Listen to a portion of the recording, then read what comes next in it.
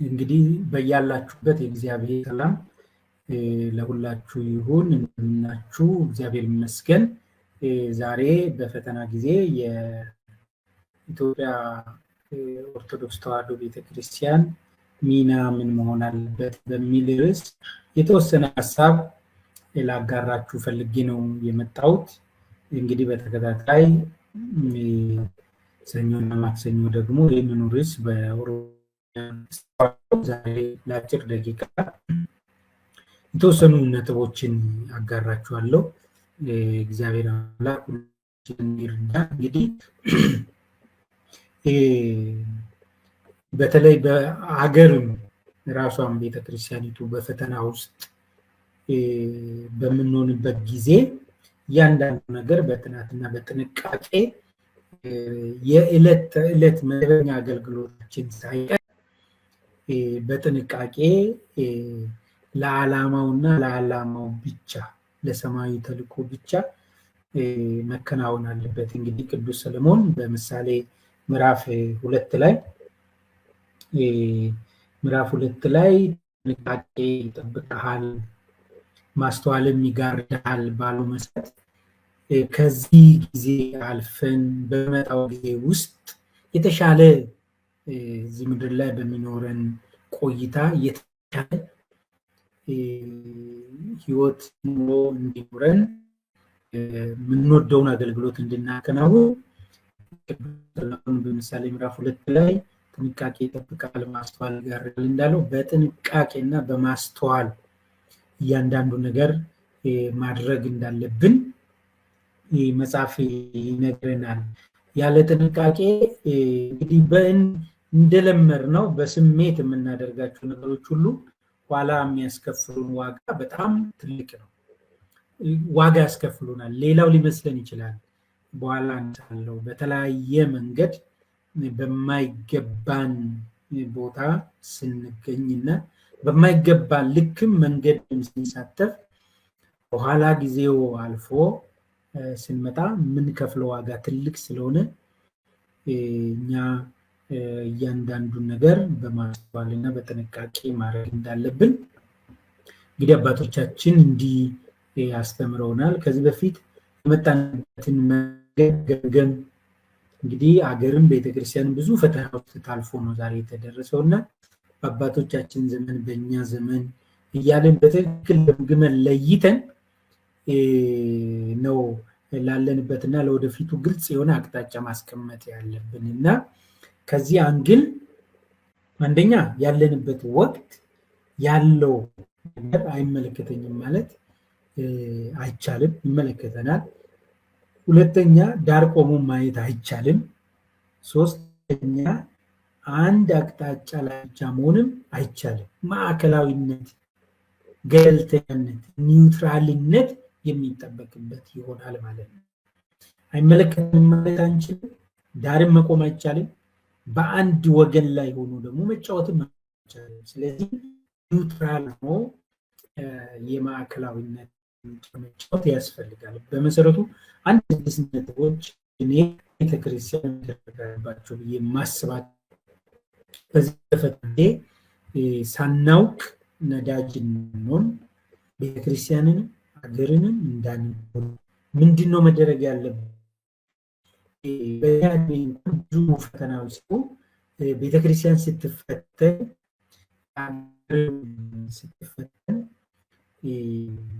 ቅዱስ ፓትርያርኩ ጀምረው በየደረጃ ያሉት እንደየሕገ ቤተክርስቲያን የሚፈጭው ጾም ጸሎት በጣም ወሳኝ። ይሄ ሉቃስ 10 ምዕራፍ 12 ቁጥር 5 ላይ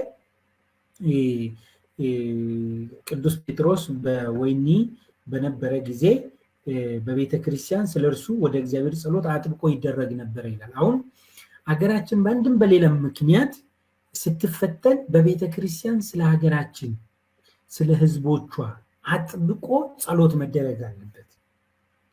እግዚአብሔር ስለ አንድ ሰው ምናልባት ይሰማልና ስለዚህ ጸሎት ሀገር ስትጨነቅ ጭንቀት፣ መከራ፣ ፈተና፣ በሽታ ቢሆን በሽታው፣ ጦርነት ቢሆን ጦርነቱ፣ ረሃብ ቢሆን ረሃቡ፣ ቸነፈር ቢሆን ቸነፈሩ አንበጣ ቢመጣ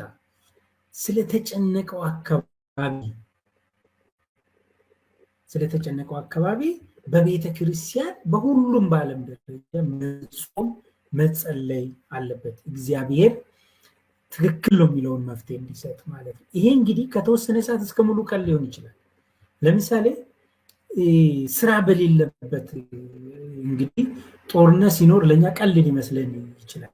ነገር ይስተጓጎላል። መደበኛ የቤተክርስቲያን አገልግሎት ሊሆን ይችላል፣ የማህበረሰብ አገልግሎት ሊሆን ይችላል፣ ብዙ ነገር ማለት ኮስቱ በኋላ።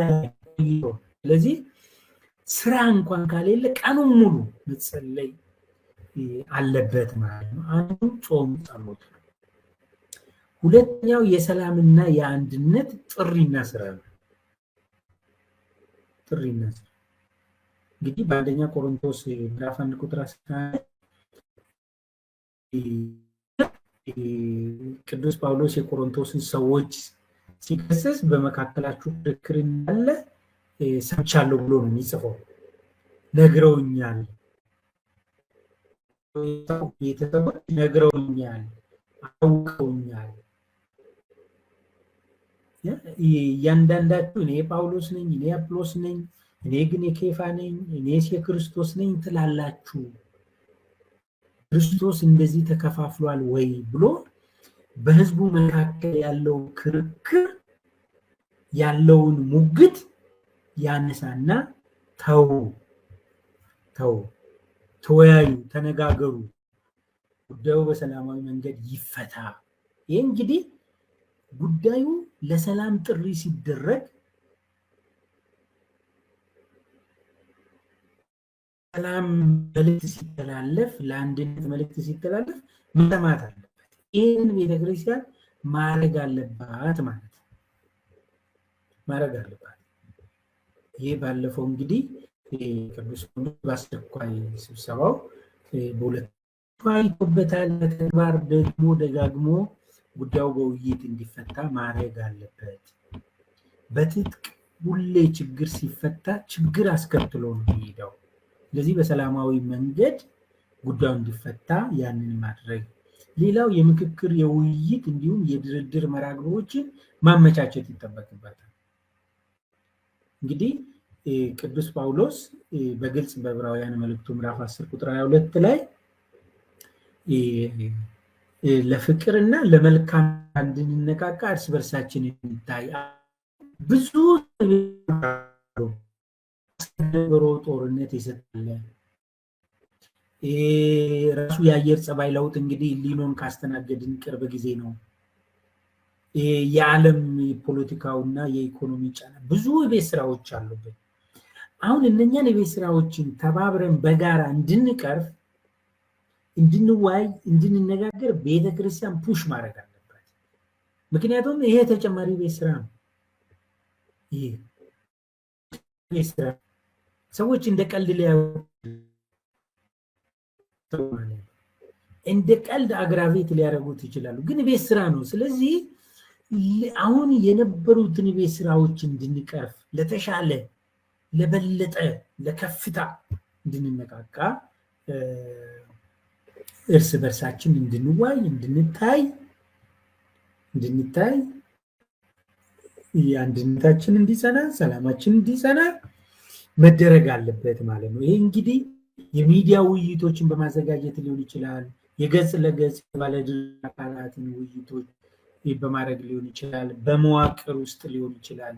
በሀገረ መንግስት ጋር ደግሞ በመነጋገር በድርሻ ጋር በመወያየት እነኚህ ጉዳዮች ወደ ምክክር ወደ ውይይት እንዲመጡ ማድረግ ያስፈልጋል ማለት ነው። ያስፈልጋል።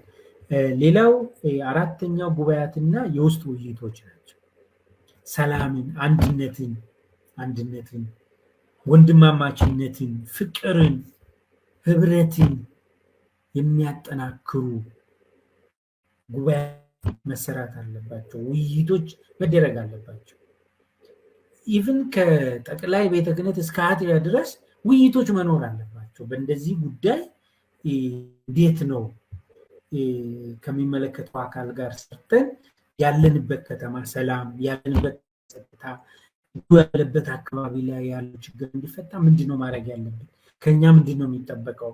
አንዳንዶቻችን አጋጣሚዎችን እየተጠቀምን ቤተክርስቲያንንና ሃይማኖትን ከለላ አድርገን ፍጹም ኦርቶዶክሳዊ ያልሆነ ስራ እንሰራለን። ይህ በተለያየ ጊዜ ችግር በሀገር ላይ በቤተክርስቲያን ላይ ያየ ነው። ቤተክርስቲያንን ተገን አድርጎ በኋላ አነሳዋል። እነዚህ ነገሮች ፍጹም እንዳይሆኑ ቤተክርስቲያን ውይይቶችን፣ ጉባኤያት እንዲዘረጉ መደረግ አለበት። እኛ ቅዱስ ጳውሎስ በሮሜ ምዕራፍ 14 ላይ ዝርዝር ያስቀምጠዋል። መምከር፣ ማዋየት፣ ማስተማር፣ መማማር፣ በወንድማማችነት መዋደድ፣ እርስ በርሳችን እንድንወደድ፣ እርስ በርሳችን እንድንከባበር፣ ለስራ እንድንተጋ። አሁን እንግዲህ ወቅት ለኢትዮጵያ እኮ በጣም ወሳኝ ወቅት ነው። የመኸር ወቅት ነው። ይሄ ጊዜ እንደ ቀልድ ራሳችን ፈተና አሳልፈን። አምስተኛው ቤተክርስቲያንና አገልግሎትን የአድማ አካል ማድረግ እንደሌለ አጥብቆ በመዋቅር ውስጥ መስራት ይጠይቃል። ቤተክርስቲያንን ተገን በማድረግ የሚንቀሳቀሱ ማንኛውም አካላት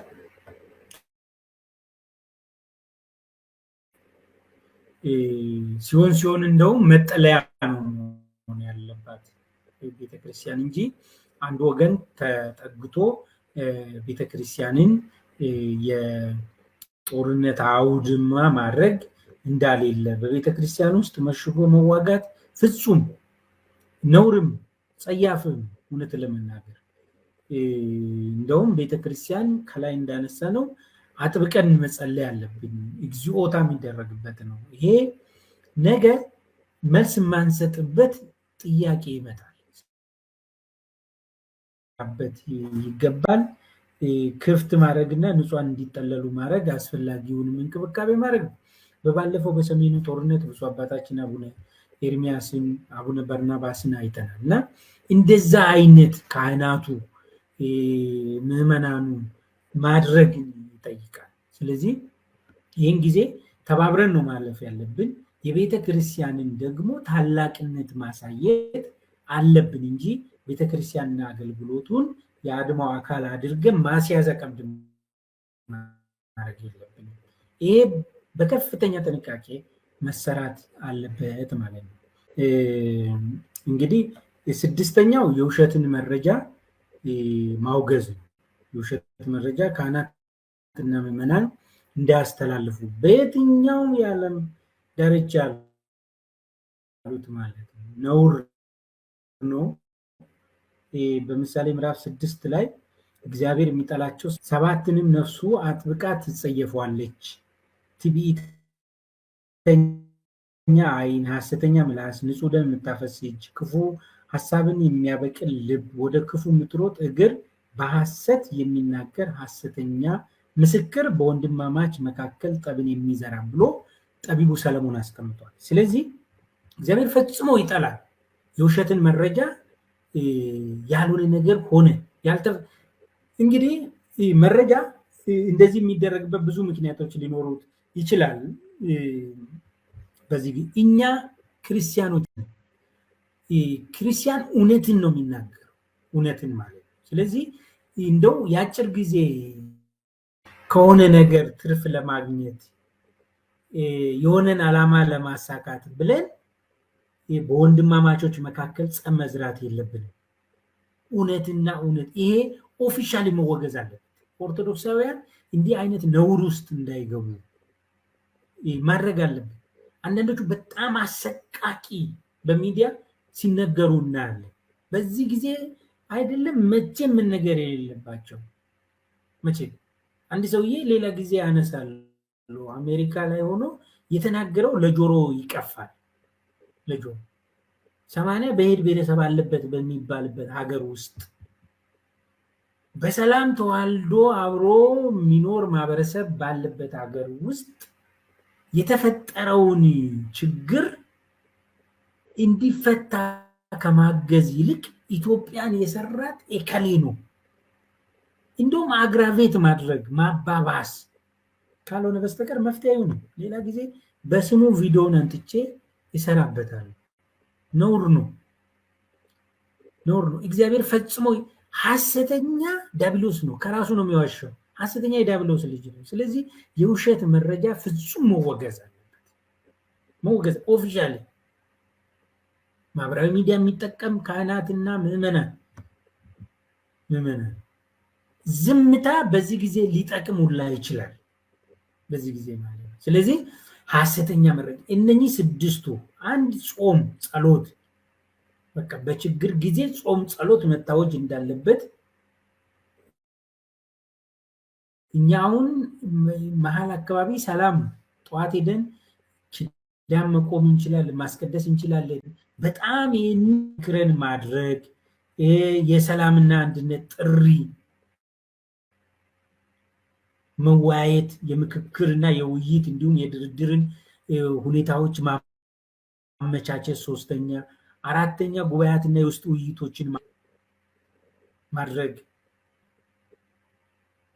አምስተኛ ቤተክርስቲያንና አገልግሎትን የአድማ አካል አለማድረግ፣ ስድስተኛ የውሸትን ማውገዝ። እነኚህ በጣም ክሪቲካል እና ኢምፖርታንት ነገሮች ናቸው እንጂ አጋጣሚ ተገኘ ተብሎ በተለያየ ቦታ የሚኖረው ማህበረሰብ እውነት ነው ዘመዱ በዚህ ጦርነት ሊጎዳበት ይችላል። መፍትሄው መጸለይ፣ በቤተ ክርስቲያን ውስጥ መጸለይ እንጂ ተገን አድርጎ ሌላ የግልና አጀንዳ ቤተ ክርስቲያን ውስጥ ማስፈጸም ከባድ። ነገ ላይ በሚኖረን ጊዜ ከሌላው ጋር በሰላም ለመኖር እንቸገራለን። ስለዚህ ቤተ ክርስቲያን በጥንቃቄና በማስተዋል ነው አገልግሎታችን መደበኛው እንኳን መፈጸም ያለበት፣ ሌላው ቀርቶ ማለት ነው። ስለዚህ ያኑ አባቶቻችን ሰላሙ ላይ አንድነቱ ላይ ይሄ ጉዳይ እንዲፈታ ከመስራት ውጪ እኔ ጥንቃቄዎች ማድረግ አለብን። ሚዲያ ላይ ስንወጣ ካህናቱ ምዕመኑ ራሱ እና ከዚህ ውጪ ግን ጋዝ መነስነስ ትርፉ ነገ ቤተክርስቲያንን ለሌላ ፈተና ማጋለጥ። እኛም በተለያየ ቦታ ያለ ነው ከቤተክርስቲያን አገልግሎት ከቤተክርስቲያን ስርዓት ውጪ ሰዎች ቤተክርስቲያናችንን ተገን አድርገው ሃይማኖታችንን ተገን አድርገው የግል ፖለቲካዊ የሚሆን ምንም ፍላጎታቸውን ለማሳካት ሲሰሩ ነው ማለት አለ። ቤተክርስቲያን በሚገባትና ልታተረፍ በምትችል መንገድ ብቻ ነው መሳተፍ ያለባት፣ ድርሻዋን መወጣት ያለባት ማለት ነው። ባለፈው የሰላም የአንድነት ጥሪ ተደርጓል። እሱም በተግባር ደግሞ መስራት ነው፣ መወያየት ነው፣ መነጋገር ነው። ምንድነው መንግስት ጋር ያለው ጉዳይ ምንድነው የሚለው?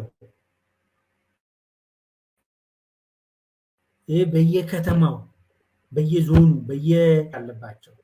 ምክንያቱም ችግሩ እዛ ነው ስንል እዚህ ችግር ፈጣሪ የለም ማለት አይደለም። ፖለቲካ ስለሆነ ማለት ነው ጉዳዩ።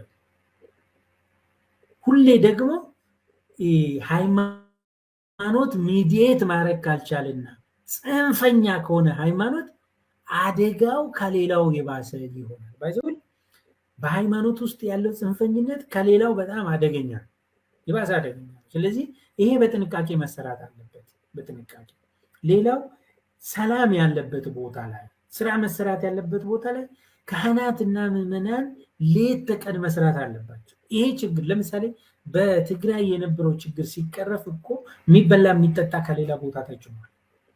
እንዲህ መታሰብ አለበት። ፖዚቲቭ ቲንከር ነው መሆን ያለብን፣ ፕሮአክቲቭ ነው መሆን ያለብን፣ አርቆ ማሰብ እንጂ ወደታች ወርደን የማይመጥንን ነገር ውስጥ መግባት የለብንም። ኦርቶዶክሳዊ እሴት፣ ኦርቶዶክሳዊ ጠባይ ያልተላበሰ ኦርቶዶክሳዊ እንቅስቃሴ በኋላ ፈተናው ለራሱ ለኦርቶዶክስ ነው የሚሆነው። አይተናል። ያለ ጥንቃቄና ያለ ማስተዋል የተናገርናቸውና ያደረግናቸው ነገሮች ቤተክርስቲያኒቷን ዋጋ እንዳስከፈለ እያየ ነው። ስለዚህ በጥንቃቄ ይሄ አግራቤት ማድረግ ላይ በጣም በጥንቃቄ መቆጠብን ይጠይቃል።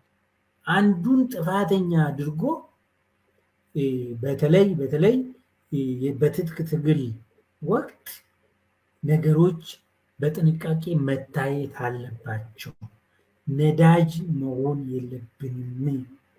የለብንም። ዝምታችን ሊጠቅም ይችል ይሆናል የተሻለ መስራት ካልቻልና፣ ከተቻለ የተሻለውን ነው መስራት ያለብን። ስለዚህ ኦርቶዶክሳውያን ነገሮችን ሁሉ በማስተዋል ልናደርግ ይገባል። ከዛ ውጭ ግን ጽንፍ አስይዞ የአንድ ወገን አድርጎ የሚደረጉ ነገሮች የሚያስከፍሉት ዋጋ በጣም ትልቅ ነው የእግዚአብሔር ቤተሰቦች። ስለዚህ በዚህ ጊዜ ቁልፍ ሚና መጫወት አለብን የሚለው እንደው የሀሳቤን ለማጋራት ነው። ቅዳሴው ላይ እንበርታ፣ ጸሎቱ ላይ እንበርታ። ይህን ጉዳይ ከሚያባብስ ነገር አንዳንድ ጊዜ የማይመለከተን ቦታ ላይ የማይመለከተን ነገር ውስጥ ገብተን እኛው ራሳችን ለመውጣት ሁላ እንቸገራለን እና እኛ ጸሎቱ ላይ ብንበረታ ይሻላል። በዚህ አጋጣሚ ቤተክርስቲያንን ልንፈትናት አይገባም። እግዚአብሔር አምላክ ለሁሉም መልስ ስላለው ወደሱ መጸለይ፣ ከቻልን ውይይቶች እንዲኖሩ ማድረግ፣ ወደ መሀል እንዲመጣ ማድረግ፣ ሰው በያለበት ቦታ ላይ እውነት ለመናገር ለሰላም ለአንድነት መስራት እንዳለበት በደንብ ልንሰራበት ይገባል። ከዛ ውጭ ያ ነው በሰላም ማሰሪያ የመንፈስን አንድነት አጠናክሮ የተባለውም ይሄ ነው እና ክርስቲያኖች እኛው ራሳችን ስለምንፈተን ኦርቶዶክሳዊ ከሆኑ ነገሮች ራሳችንን መጠበቅ አለብን። ቤተክርስቲያናችንን መጠበቅ አለብን። ሰላማችንን አንድነታችንን መጠበቅ አለብን። ከዛ ውጭ ግን ባልሆነና በሆነ ምክንያት የቤተክርስቲያን ፈተና እንዳንሆን መጠንቀቅ አለብን ማለት ነው። በደንብ የቤተክርስቲያንን ስራ ነው መስራት ያለብን አሁን እንጂ ከዛ ውጪ የሌላውን የፖለቲካና የሌላውን ዓላማ ለማስፈጸም በዚህና በዛ የቤት ስራ መሆን የለብንም የሚለውን ለማንሳት ነው። እግዚአብሔር አምላካችን ቅዱስ ጳውሎስ ለዓለም ሰላምን ያደርግ ዘንድ ጥልን በመስቀሉ ገደለ እንዳለው እዚህ ሀገር የገባውን እንዳንናበብ አንድ እንዳንሆን ያደረገንን አጋንንት ቀጥቅጦ አሁንም ጌታችን መድኃኒታችን ኢየሱስ ክርስቶስ እንዲጥልልን ሰላማችን አንድነታችን እንዲመጣ አብዝተን ልንጸልይ ይገባል እንጂ እኛው ራሳችን ደግሞ ተመልሰን እሳት ቆስቋሽ መሆን የለብንም። ታስታውሳላችሁ በቀድሞ በነበረው ጦርነት በተለያየ ቦታ ላይ ሲደረግ የነበረውን ነገር አሁንም ተመሳሳይ ነገር መድገም የለብንም። ጥንቃቄ ማድረግ ያስፈልጋል። እኛ ብዙ ቤት ስራዎች አሉብን። ነንጁን የቤት ስራዎች ሳንፈታ ነው ሌላ ቤት ስራ የመጣው እና በጸሎት ልንበረታ ልንተጋ ይገባል። ቤተክርስቲያንን፣ ከተማን፣ አካባቢን መጠበቅ፣ ሰላም እንዲሆን ማድረግ፣ ስራ ላይ መበርታት መስራት አለብን። ነገ የሚበላ የሚጠጣ ነገር ይጠፋል። መበርታት ነው ያለብን እና እግዚአብሔር አምላካችን ደግሞ ይርዳን። መንግስትም እና ሌላውም ደግሞ ጉዳዮች መነጋገርና መወያየት ፍትህን ያዛባል ማለት አይደለም። እውነት ለመናገር እና ሴፍ የሆነውን ሰላማዊ የሆነውን መንገድ መከተል ጥሩ ነው። ከዛ ውጭ ግን እኔ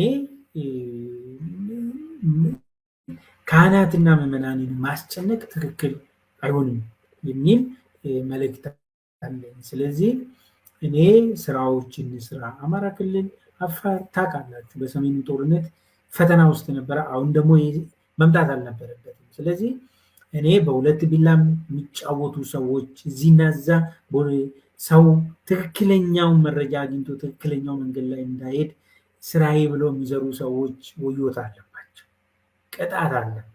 ጥንቃቄ ማድረግን ያስፈልጋል እና ከቻልን ሰላም እንዲሆን መስራት፣ ካልቻልን ዝም ማለት የሚጠቅመው እና እንደ ኦርቶዶክስ ቤተክርስቲያን አባቶቻችን ትኩረት ሰጥተው እዚህ ላይ ቢሰሩ ጥሩ ነው።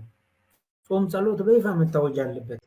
ጸሎት ላይ ጾም ላይ ግን በቃ ይሄ አጀንዳ እንዲሆን ፍልሰታ ውስጥ ሰላም አንድነቱ እንዲበቃ እንዲሆን ከተቻለ ሀገራዊ ክልላዊ ውይይቶች እንዲፈጠሩ እንዲነጋገሩ በጣም ያስፈልጋል።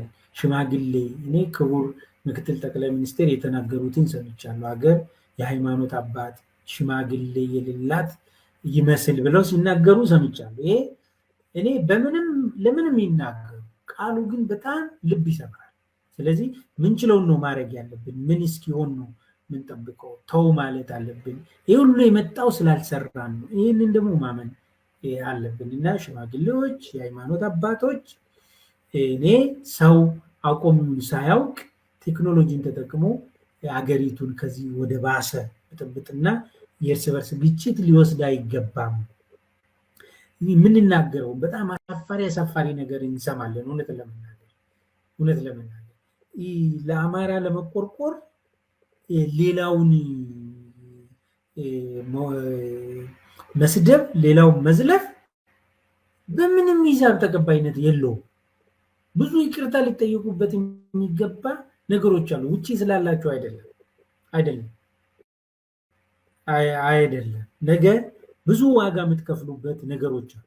በኦርቶዶክስ ስም የስድብን ናዳ የምታወርዱ፣ በተቆርቋሪነት ስም ተው።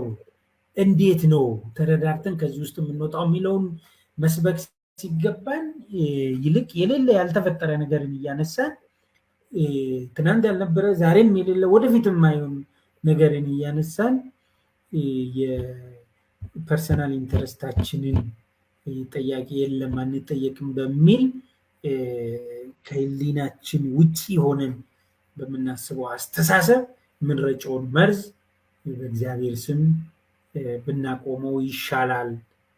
እንዴት ነው ካልኩሌት የማናደርገው? ኮስት በነፊት አናሊሲስ ማንሰራው? ስለዚህ በጣም ጥንቃቄ ይፈልጋል። ረጋ ማለትን ይፈልጋል። ታጋሽ መሆንን ይፈልጋል። እግዚአብሔር አምላክ እድል ልንሰጠው ይገባል እንዲሰራ፣ እሱ ደግሞ ይሰራል። ስለዚህ ቤተክርስቲያን እኔ በተለይ ቤተክርስቲያንን እና አገልግሎትን የአድማው አካል ማድረግና ተገና አድርጎ በዚህ ጉዳይ ፍላጎትን ማሳካት እንዳይኖር እኔ በጥብቅ መሰራት አለበት ብዬ አስባለሁ። ከራሱ የማይማር ሞኝ ብቻ።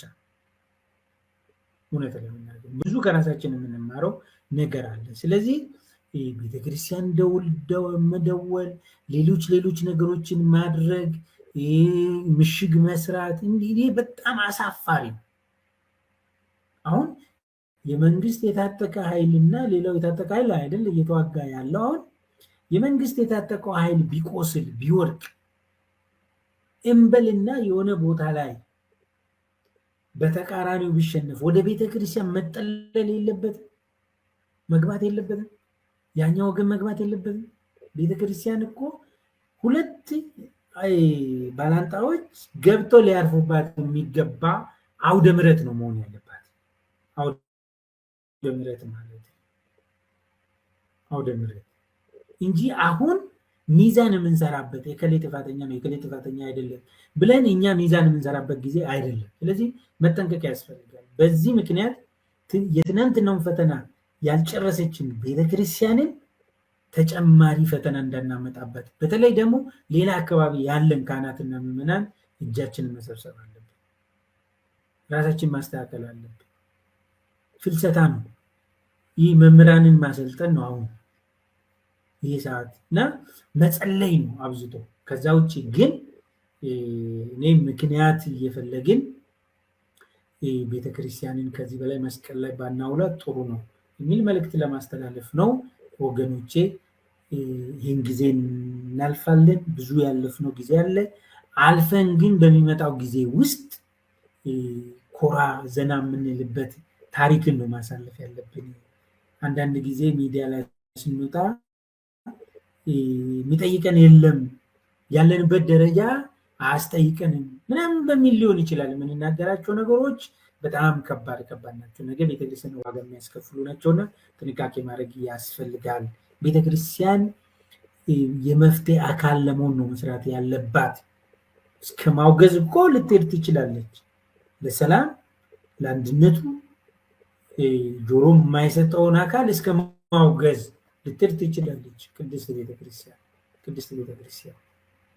አባቶቻችን ከሰማዕትነት በፊትም ሰማዕት ነበሩ እኮ ብፁዕ አቡነ ጴጥሮስ በጣሊያን ከመገደላቸው በፊት ሰማዕት ነበሩ። ለሀገር አንድነት ለሰላም ሰርተዋል፣ ወንጌልን አስፋፍተዋል፣ ድንበር ተሻግረው። ይህ ሰማዕትነት ነው። ይህን ሰማዕትነት ነው አሁን ቤተክርስቲያን የምትፈልገው። ድንበር ተሻግረን ከሆነ ዓለም ከገባችበት ቅርቃር ውስጥ ገብተን ከሆነ ከዛ ወጥተን አርቀን አስበን በተጨባጭ ወንጌላዊ ስራ ነው መስራት ያለብን ምሎ መልእክት ለማስተላለፍ። ከዛ ውጭ ግን የከሌ ነው እንደዚህ አንዳንዶቻችን ይገርማል ባላንስ ለመፍጠር ስተትን ሽፋን ስንሰጠው ይሄ ልክ አይደለም። እግዚአብሔር አምላክ ይርዳን፣ ቅዱሳን ይርዱን። ይህን ጊዜ ደግሞ እንሻገራለን። እኔ ለመንግስት ሰራተኛ በማንኛውም የስራ ዘርፍ ደግሞ የተሰማራንና የመስራት እድል ያለን ደግሞ ከምን ጊዜው በላይ በደንብ ወጥረን መስራት አለብን። ይህን ጊዜ ደግሞ ስንሻገር አንዳችን ለአንዳችን ጥላ ከለላ ድጋፍ ሆነን እንድንኖር ላይፍ ይቀጥላል፣ ህይወት ይቀጥላል እና ሁላችንም በያለንበት ደግሞ ይህንን ዋጋ ለቤተክርስቲያን መክፈል አለብን። ባለውለታ ናት ቤተክርስቲያን፣ ባለውለታ ናት ሀገር እና በታማኝነት ስራችንን ወጥረን በመስራት የሚጠይቀን አለቃ እንኳን ባይኖር ማለት ነው ሰርተን ይህን ጊዜ ማለፍ አለብን የሚለውን ለማንሳት ነው። እግዚአብሔር አምላክ ለሀገራችን ለህዝባችን ሰላሙን ይስጠን። እኛም ደግሞ የሰላም አምባሳደር እንድንሆን እግዚአብሔር በሁሉ ነገር ይርዳን። አነሳስቶ ያስጀምረንም አስጀምሮ ያስፈጽመን። የአባቶቻችን አምላክ እግዚአብሔር ስሙ ለዘላለም የተመሰገነ ይሁን።